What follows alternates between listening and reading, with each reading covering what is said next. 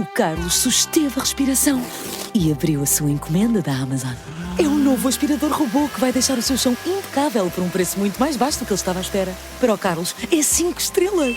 Desde aspiradores robô a eletrodomésticos para a cozinha e muito mais. Encontre os produtos com as melhores opiniões a preços que vai adorar hoje mesmo na Amazon. Devemos privilegiar o que é nosso.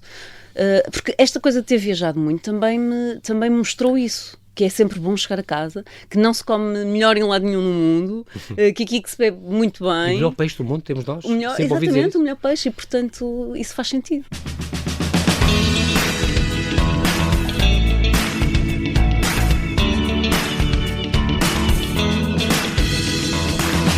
Disse-me um amigo meu, vais ter um programa sobre conservas? E eu, porquê?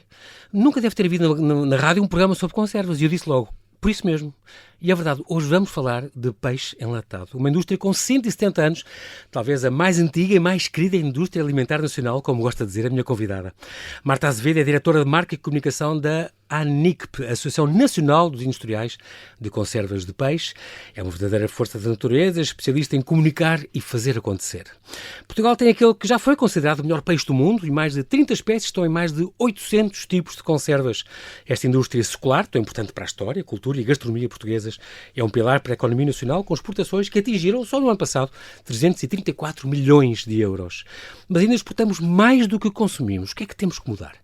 Outrora uma indústria popular, depois mal vista, hoje está a ser relançada. Um bom sinal é a abertura no verão passado de uma loja do mundo fantástico da sardinha portuguesa em plena Times Square, em Nova Iorque. Vamos conversar com muita pena de não podermos provar algumas destas iguarias enquanto o fazemos. Olá Marta, é bem-ajas por ter aceitado este meu convite. Bem-vinda à Rádio Observador. É a tua estreia na rádio, estou muito contente com isso. Olá João Paulo, obrigado pelo convite. É verdade, é a minha estreia na rádio. Não te habitues, que começaste pelo melhor. Não tenho dúvida nenhuma. E pelos melhores e mais atentos. És uma querida, a Marta nasceu no Porto, estudou no Liceu do Porto, no Soares dos Reis, e depois tu dizes que às tantas toda a gente achava que tu ias ser professora. Porquê? Já gostavas de dar aulas? Eu gostava de dar aulas, acabei por substituir alguns professores durante os anos que estudei lá e depois continuei.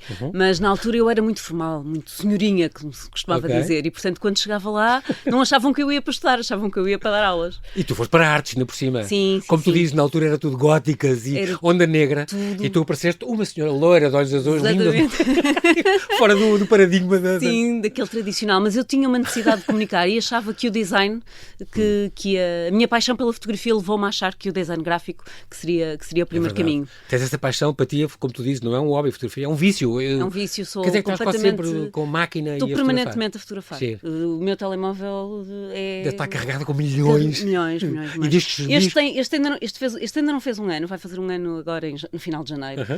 E já tem quase 40 mil fotografias.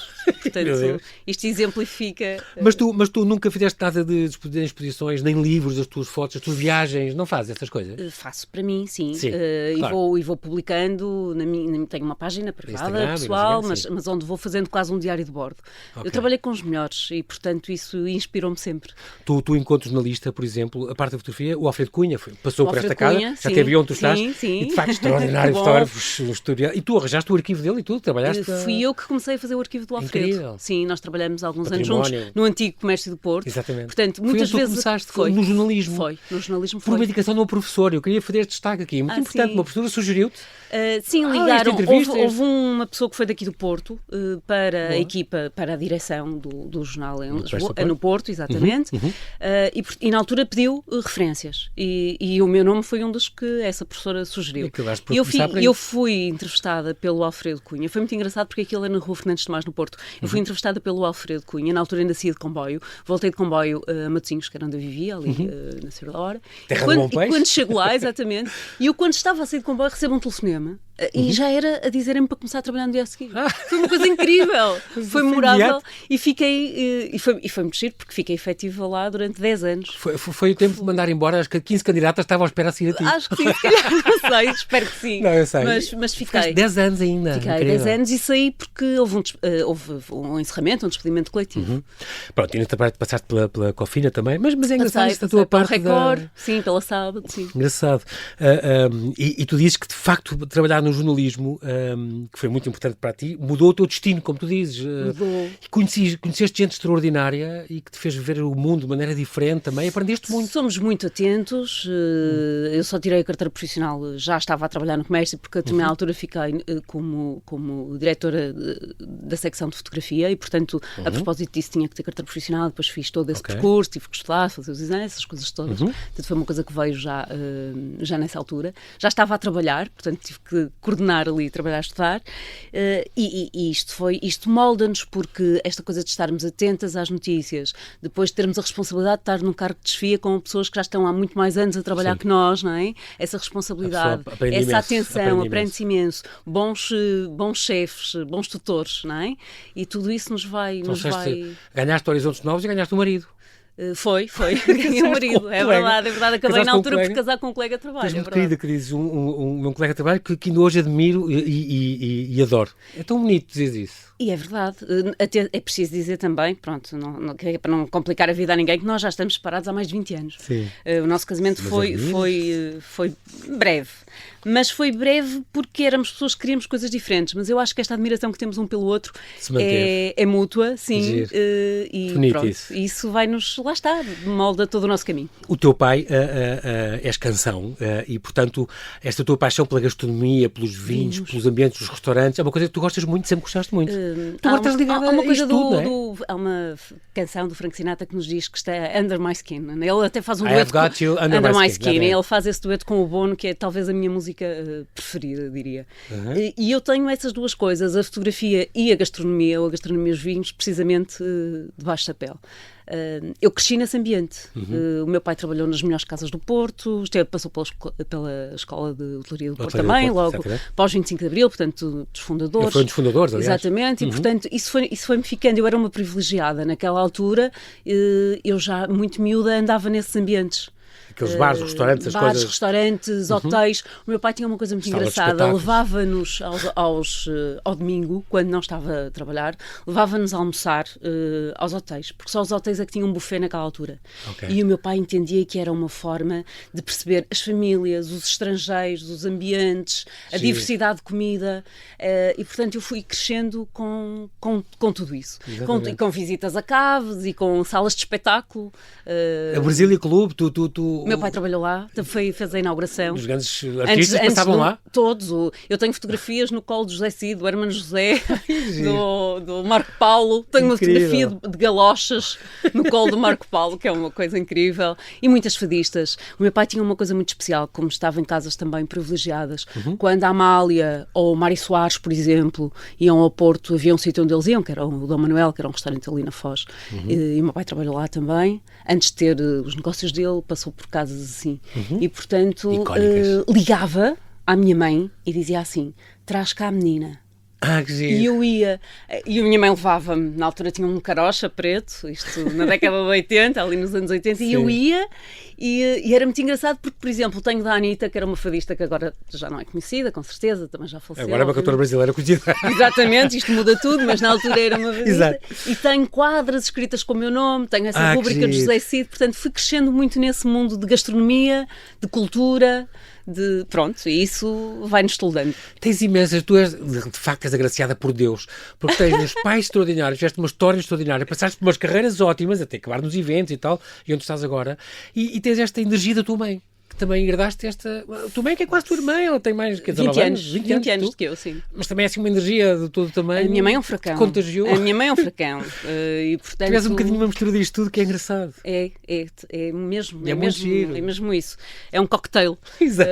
A minha mãe diz uma coisa muito engraçada também, que é... ela tem, portanto, são avós da minha mãe, portanto, eu já sou segunda linha, mas o avô da minha mãe era inglês e que casou... Daí as tuas cores? Daí as minhas sardas e este ar britânico. loiro, Exato, sim, exato. britânico. Como no Porto há muito, não é? Muitas vezes britânico, sim. Sim. E esse meu avô casou com uma senhora galega.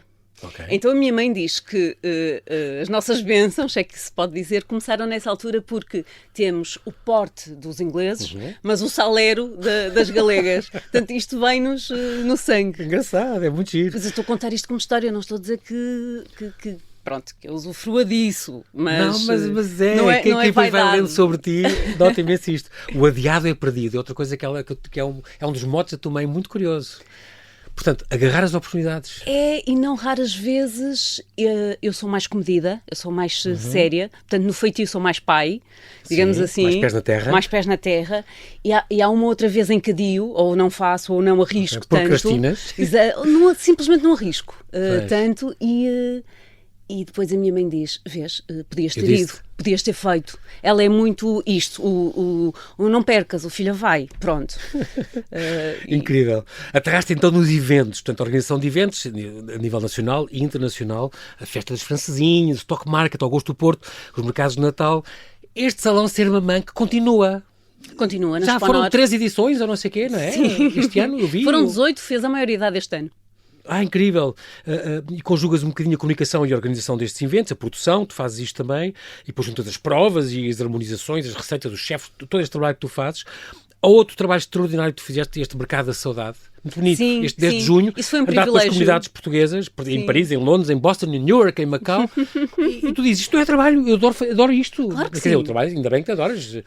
É muito mais fácil trabalhar assim. Se tu gostas do que fazes, não trabalhas um dia da tua vida. Claro. Muito mais fácil. E de facto isto é a alegria dos portugueses, como tu dizes, a ver, confrontarem-se com os sabores, os sons da sua terra. As pessoas porem-nos a mão, as pessoas chamarem-nos quando estamos a fazer um evento desses e dizerem, e agradecerem-nos. Eu estou a falar e estou arrepiada. É isso. É impressionante. Comove-te essa... Estou arrepiada, porque... Pronto, para já porque me faz reviver coisas que eu já vivi, não é? Pronto, e momentos deliciosos, bons. Sim, e isto as pessoas chegarem a não saber e dizer, olha, menina, obrigada por ter vindo, olha, é tão bom tê-la cá, vocês têm que fazer isto mais vezes. Mas isto em Macau e em Boston e em Genebra. Sim, em Newark, Boston fizemos um Paris, festival de bacalhau também, sim, é muito bom ver a gratidão daquelas pessoas em terem vindo lá. Viajavas e fazias o que gostavas. Sim, foi um privilégio. Foram outros 10 anos fenomenais. Incrível. E há também Montra Nacional, também é outra coisa. Tu estás no princípio, orgulhas de ser das fundadoras, digamos assim, começaste isto. Sim. Estamos a falar em 2010. Eu sou a mãe disso, como diz o... Tu és a mãe de imensa coisa. Sim, da Montra Nacional mesmo, literalmente, até porque esse nome, Montra Nacional... Essa denominação é minha, aquelas coisas que a gente registra brand, e fica, exatamente. Pronto, da qual, só que... Mas isto há 15 anos não era, as pessoas não estavam muito contentes por ser portuguesas. Não. Estavam tímidas, estavam muito tímidas, e quando se lançou o Montra Nacional o conceito era promover produtos que não estivessem em grandes superfícies.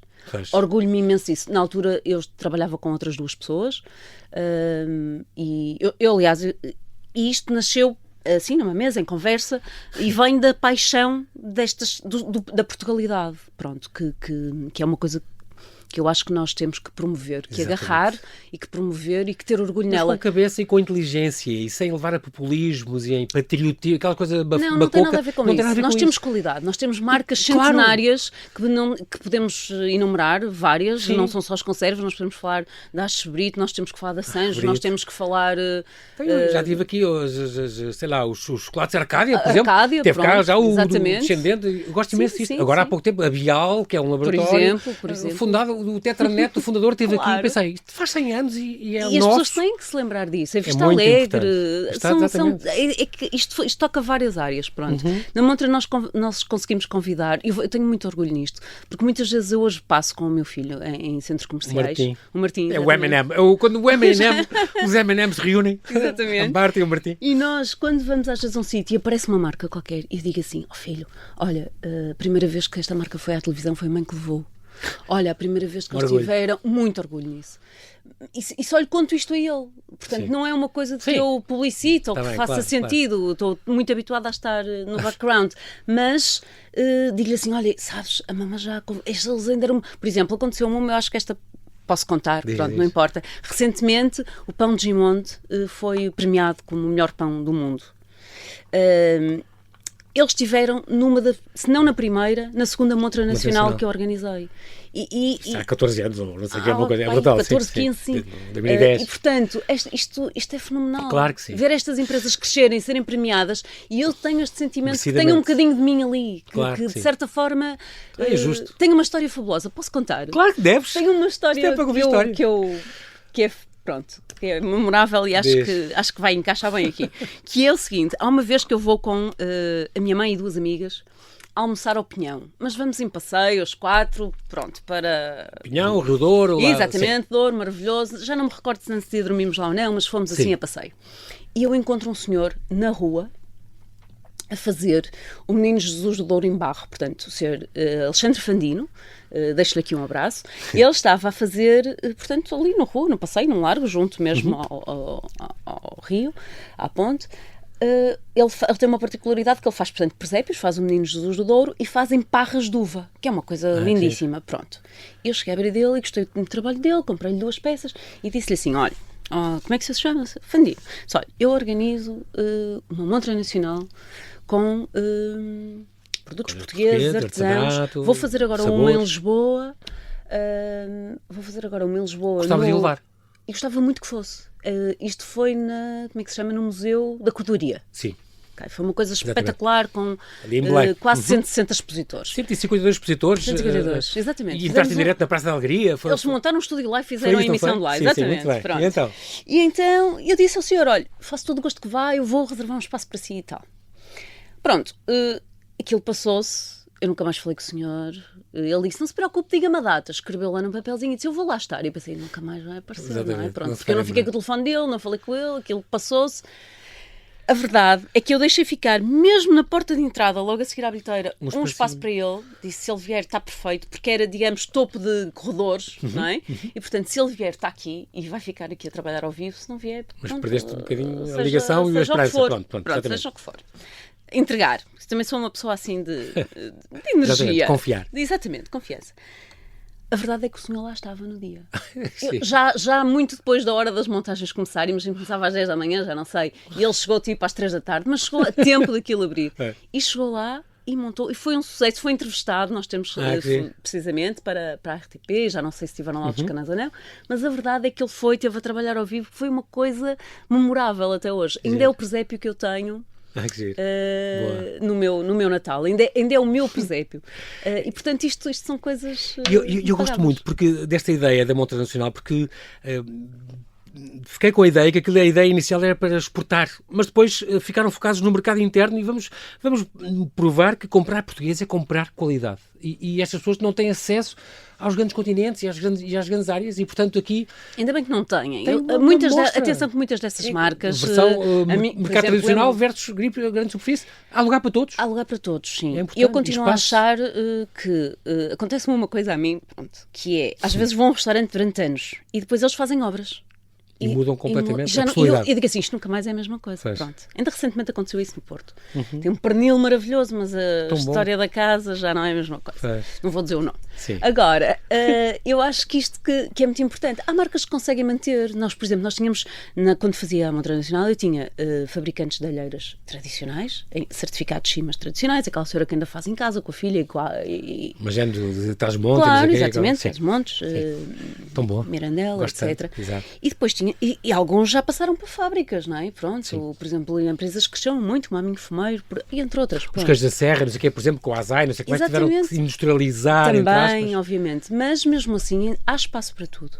E nós temos, independentemente, até eu diria mais, que independentemente, não foi esse o conceito da montra, mas hoje, também entretanto os anos passaram, e a preocupação que eu tenho ainda hoje é que se compre português, independentemente se é artesanal ou não, não é? Pronto, porque obviamente as necessidades são outras, as imposições governamentais também, portanto, e as leis europeias e tudo, as leis europeias, tudo isto faz sentido. Claro. Agora, no entanto, devemos privilegiar o que é nosso. Porque esta coisa de ter viajado muito também me mostrou isso. Que é sempre bom chegar a casa, que não se come melhor em lado nenhum no mundo, que aqui que se bebe muito bem. O melhor peixe do mundo temos nós. Exatamente, o melhor peixe, e portanto isso faz sentido. Engraçado. Muito bonito isso que tu dizes, e também a questão do artesanato. Já lá vamos falar do artesanato, porque também tem a ver com as conservas. Tu dizes, há 20 fábricas hoje em dia, mas também há lugar para o coisa artesanal, isso é importante a ver. E podem, a nível das AIS e coisas, podem. Há espaço para crescer. Eu diria que nós temos até mais espaço para mais unidades artesanais do que propriamente para mais fábricas. Não é? Pronto. Porque é possível que haja mais fábricas, mas isso precisamos muito que os portugueses se predisponham a comprar mais português. Enquanto que, pronto, ver no rótulo sempre o PT, em vez de estar lá o PT, quando compras uma conserva. É fundamental, não se faz isso. Tu fizeste outras coisas, festivais, concertos, trouxeste o Boy George, tu fizeste coisas extraordinárias. Esta ação lindíssima da limpeza do Jardim de São Lázaro no Porto, passou a ter animação e vida e coreto e comida e isto é muito importante, porque aí puseste as mãos na terra e deste um bocadinho à tua cidade. Tu és portuense. Às vezes a beleza do que nós estamos aqui a falar, seja da Montra Nacional, seja do Augusto no Porto, que depois cresceu, passou para a Alfândega, com uma dimensão bastante maior, sim. Não só são cartões de visita para a cidade, mas a beleza disto é que isto aconteceu numa altura em que agora há tudo. Sim. Mas aqui há 10 anos atrás não era assim. Exatamente. E, portanto, nós conseguimos ser pioneiros em muitas destas coisas. Como a Montra Nacional tem um bocadinho a ver com isso. Sim, tem muito a ver com isso. Tem muito a ver com isso. Chatice. Lá fora é muito melhor, tudo lá fora é melhor. O leite é melhor, o queijo é melhor. Não é verdade? Não é. É impressionante. Eu adoro também eventos que fizeste, muitos. Adoro as suas festas que o teu filho, Martim, há 8 anos, dizia: então o que é que faz a mãe? Profissão da mãe. Faz festas para pessoas felizes. Para as pessoas serem felizes, para as pessoas irem. Ele dizia para as pessoas irem felizes. E serem felizes. Então, e tinha razão. E tinha, foi um orgulho muito grande. Eu nunca me tinha consciencializado disso. O Martim foi comigo para todo lado, sempre. Fizeram os meus pais, há bocado eu referi, faziam isso comigo e eu acabei por fazer isso com ele. Exatamente. Tanto que ele hoje, nós somos boas muito... práticas passaram de geração. Somos muito companheiros e muito ele continua-me ainda agora a acompanhar para todo lado, sempre que Boa. possível. E como eu estava neste mundo dos eventos, o Martim habituou-se também a ir. Mais precocemente do que a maioria dos miúdos. E mesmo quando eu tinha o Augusto no Porto também. Mas era a tua atividade, claro. Exato, era a forma que eu tinha também de estar tempo com ele. Exatamente. Era tê-lo comigo. E portanto ele habituou-se a este mundo, a ir. O que ele deu-lhe imensa vida. Hoje já tem muito mundo, mais do que a maioria dos miúdos da idade dele. Tem muito mundo e muitas viagens também já com ele. E isto foi uma coisa muito engraçada, porque os miúdos veem as coisas com uma clareza que nós não vemos, não é? Pronto. E para mim é um stress.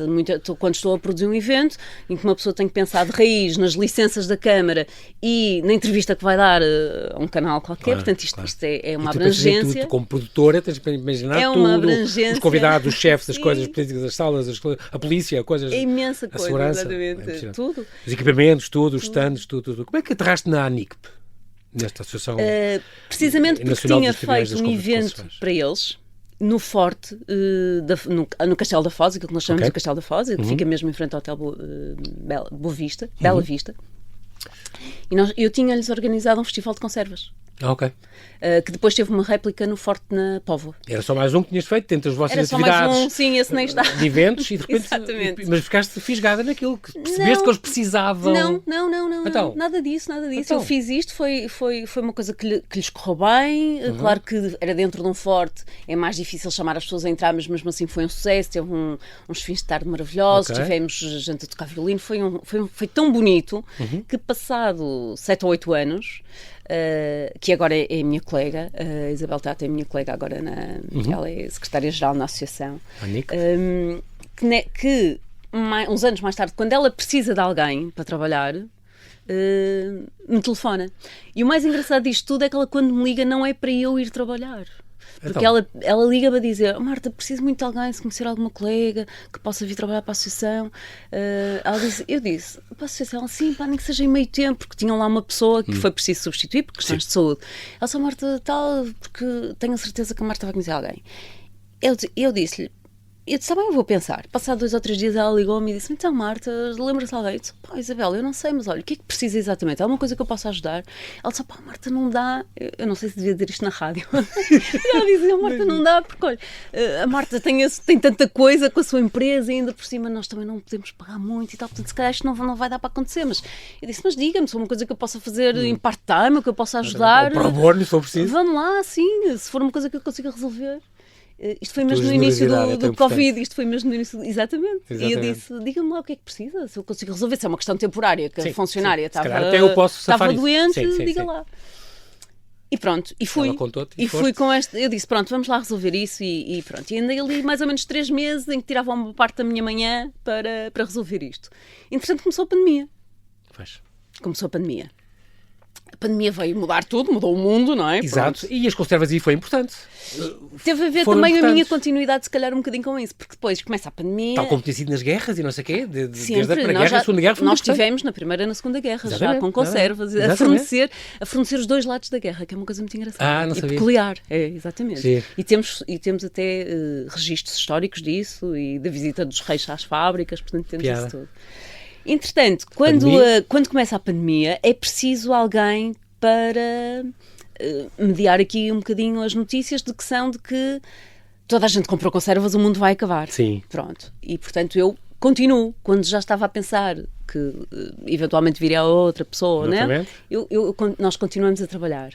Depois, a seguir, há o reverso da medalha, que é espetacular, as fábricas de conservas estão a trabalhar imenso, a dar seguimento, toda a gente, não vai faltar conservas enquanto houver mundo, mas afinal esta gente está a ser explorada, a trabalhar de dia e de noite nas fábricas, não para. E então também é preciso alguém da comunicação para dizer não é verdade, nós estamos a trabalhar por turnos, desmontar isto, nós estamos a trabalhar por turnos, as pessoas têm condições, as fábricas foram reestruturadas para Aliás, isto. era das primeiras indústrias onde havia creches para os empregados. Sim. Há 150 anos, quer dizer, não criaram isso porque na altura havia uma sirene que tocava. 80% ou 90% são mulheres conserveiras. Aliás, no primeiro dia nacional das conservas, que foi em 2022, se não me engano, fizeram aquele mural, eu chamo-lhe o mural da história. E bem. Aquele mural com as mulheres todas conserveiras. 90% ainda são mulheres a trabalhar, sim.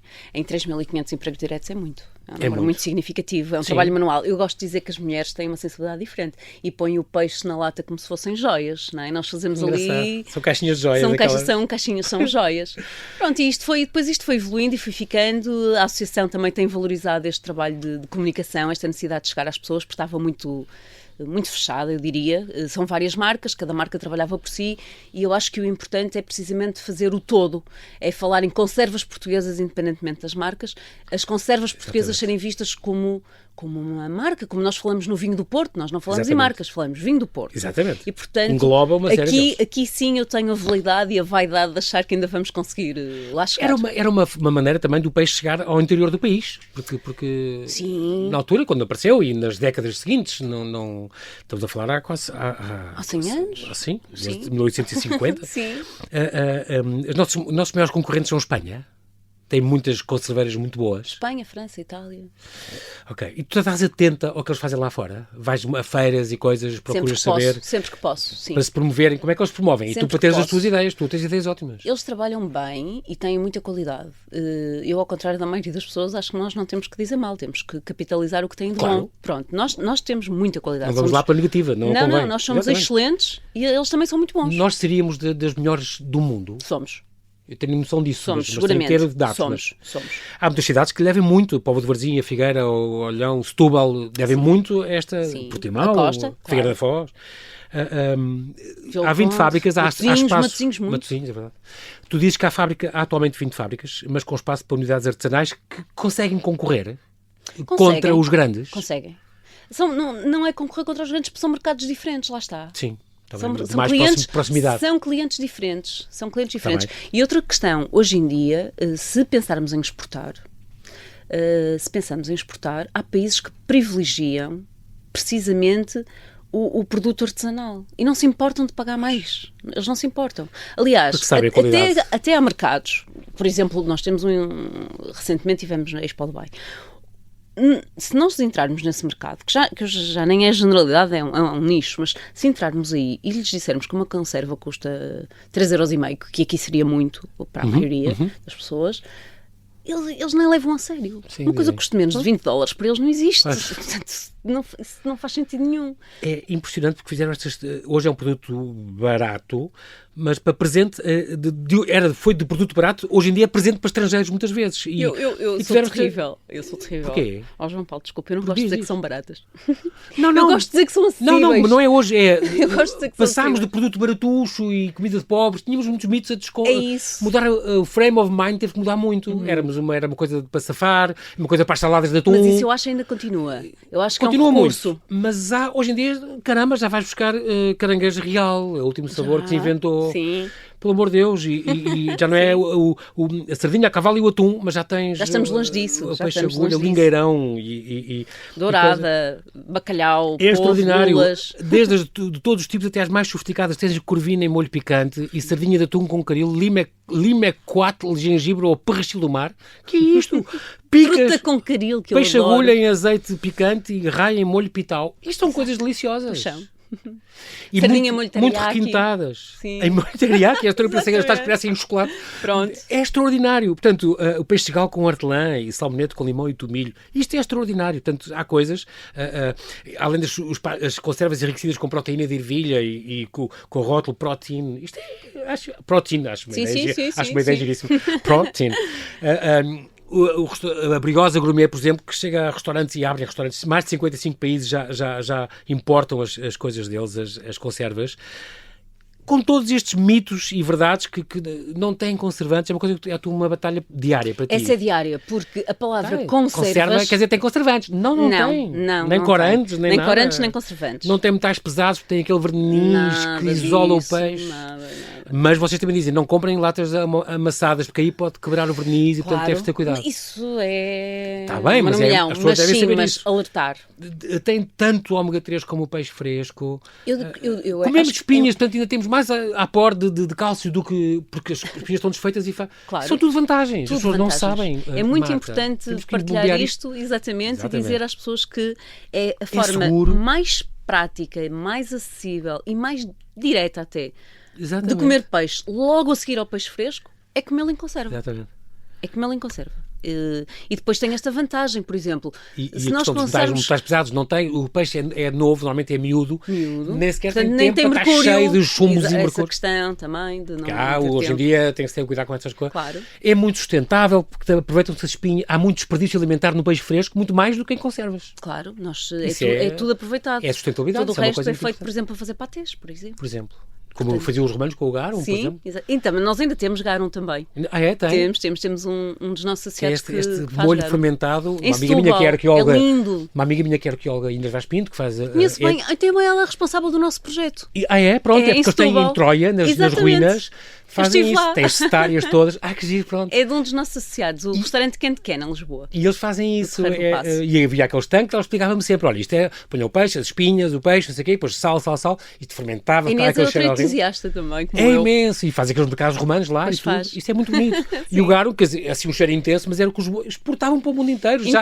Encontram isso na loja das conservas e no Quente Ken, em Lisboa. E já fresquinhos com o garum, é isso? Sim, esse molho fermentado. Exatamente. Olha, já disponível, aliás, está na nossa página, está no nosso site. É muito importante. Agora, vantagens do produto, nós não temos muito tempo, por isso eu vou já avançando que isto é importante. Estudos que vocês fizeram também, isto é tudo pensado e é científico, isso é muito importante dizer isso, Marta, com a Universidade Católica, estes estudos que fizeram, a questão da saúde mental, a prevenir doenças como o Alzheimer, a hiperatividade, a depressão, a redução de sintomas de depressão e ansiedade, ajuda à saúde mental e cognitiva das crianças, dos adultos, dos idosos. Estas características desta alimentação nutricionalmente é muito importante para o cérebro. É fundamental e eu acho que aqui os pais têm um papel muito importante. Eu acho que nós temos de ter aqui dois focos, mas eu acho que as coisas começam de raiz. E começam em casa, e começam nas famílias. Obviamente as escolas também têm aqui um papel importante. Mas as crianças são muito importantes. Devias apontar muito às crianças. Muito. Toda a reciclagem dos lixos começou com os miúdos. Exatamente. Os pais não e aqui nas conservas também deviam, porque se os pais abrirem uma lata de 2 ou 3 de peixe e eles virem, por exemplo, uma lata de salmão. Sim. O próprio peixe tem uma cor diferente. Sim. Ou abrirem de lulas, também é diferente. Ou a raia, que é branquinha, tem aquela textura.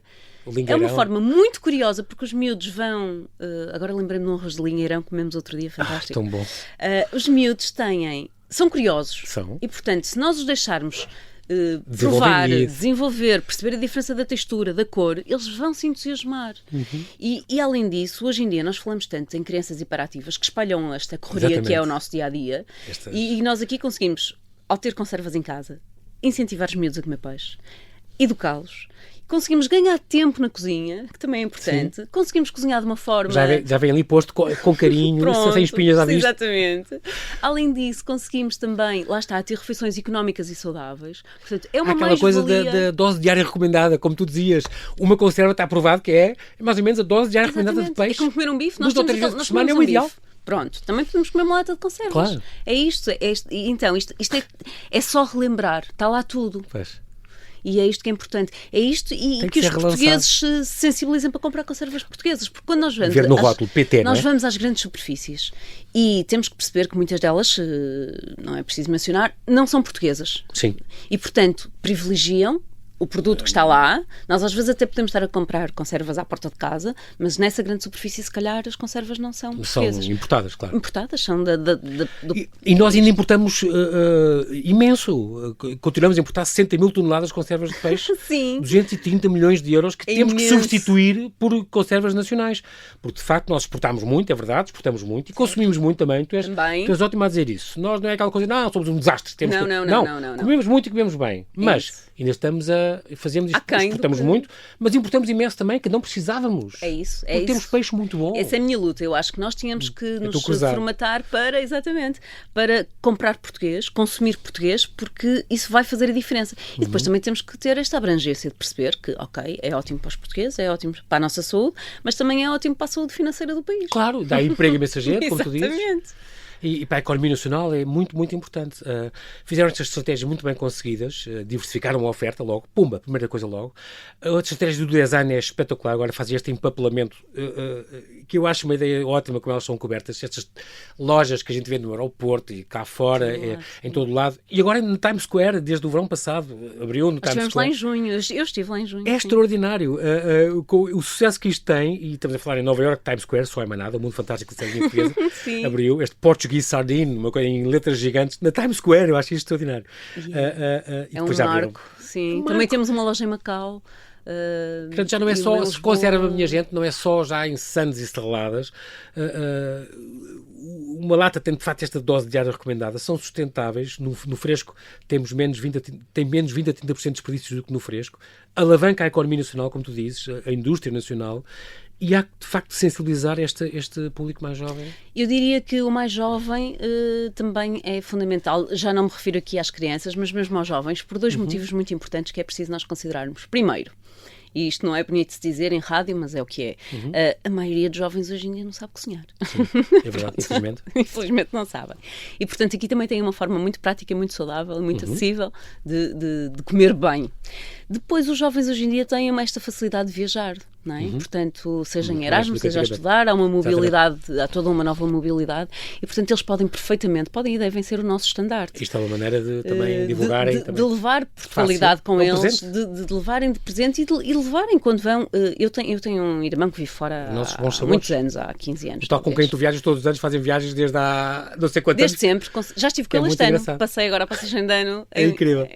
Com ele em Miami, é verdade. A primeira vez foi à Itália e ele não gostou muito e tal, mas depois a partir daí correu tão bem que todos os anos marcamos, já cada um para o seu lado com o seu filho e os seus filhos, marcam o encontro e vão viajar sempre. Não se pode perder as nossas raízes, claro, é muito bonito. Vamos lá rematar ele foi-me servindo de cobaia. E, portanto, perceber que é importante os portugueses levarem consigo isto. Os jovens têm essa capacidade de levar a Portugalidade, de comerem bem e de... Já agora é uma coisa saudável e que é nosso embaixador. São nossos embaixadores. Marta, eu não tenho nem mais um segundo contigo, mas quero agradecer muito excelente. Estes 30 minutos que passei deliciosos. Marta Azevedo, portanto, temos aqui a falar da ANIC, já agora, no site desta Associação Nacional dos Industriais de Conservas Portuguesas, anic.pt. Exatamente. É um site, até receitas tem. Ou conservas portuguesas. Conservas portuguesas. Também no Instagram. Também tem, conservas portuguesas. Conseguem até receitas ver as nossas têm, receitas, portanto, exatamente. É uma grande ajuda.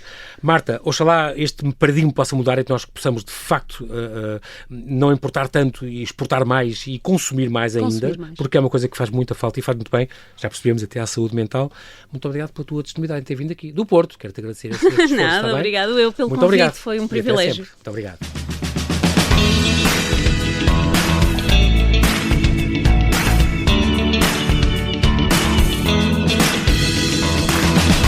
O Carlos susteve a respiração e abriu a sua encomenda da Amazon. É um novo aspirador robô que vai deixar o seu chão impecável por um preço muito mais baixo do que ele estava à espera. Para o Carlos, é 5 estrelas. Desde aspiradores robô a eletrodomésticos para a cozinha e muito mais. Encontre os produtos com as melhores opiniões a preços que vai adorar hoje mesmo na Amazon.